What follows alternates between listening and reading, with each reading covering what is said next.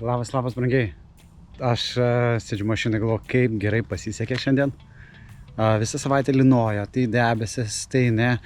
Ir labai perginau, kad gali būti, kad šį šeštadienį mes einam su viena įmonė į edukacinį žygį apie komandos formavimą, pirmąją pagalbą ir išgyvenimo įgūdžius. Ir galvoju, bus daug lietaus, bus visi dažniausiai nelaimingi, nepatenkinti.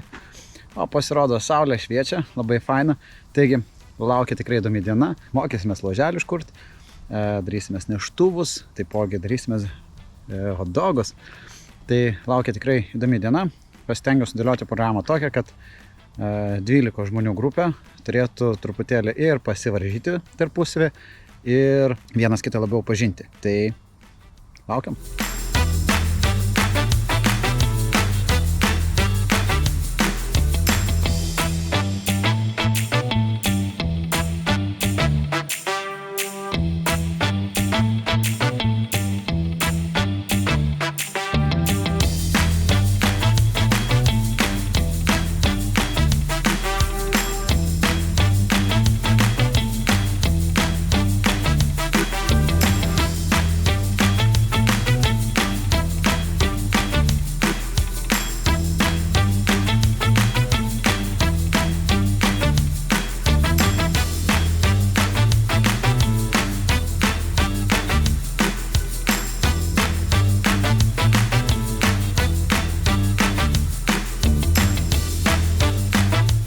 Ką gerai, žygis praėjo visai smagiai.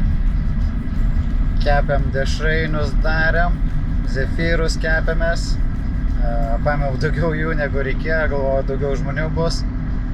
Tai visi skaniai pavalgėm. Panešėm draugą, žiūrėjom, kaip sekasi komandiškai tai atlikti, pasidaryti neštuvus. Galiausiai papietavus, nuėjom apkalbėjom augalus, kuriuos sugebėjom rasti, ko jie yra naudingi. Ne tiek daug žmonių buvo įsitraukusių, o po to mes patraukėm ir vienoj vietoj nepasukau į kairę, o likau dešiniai pusėj. Smagi kompanija, tai sakau, pabandom pažiūrėti, kaip jums seksis. Gavos papildomas geras 35-40 minučių ėjimo, bet ėjimo tiesiai per mišką. Aukštyn, žemyn, dar tokie, su tikrai įdomiu nuotykiu. Kolektyvas kiek tai pavargo, bent jau man taip atrodė, bet visi gera nuotaika, nusiteikę, ir aš tikiuosi pasiliko nemažai įspūdžių. Graži, faina diena, mums labai pasisekė su oru, tai dar kartelį džiaugiuosi, iki kitų kartų.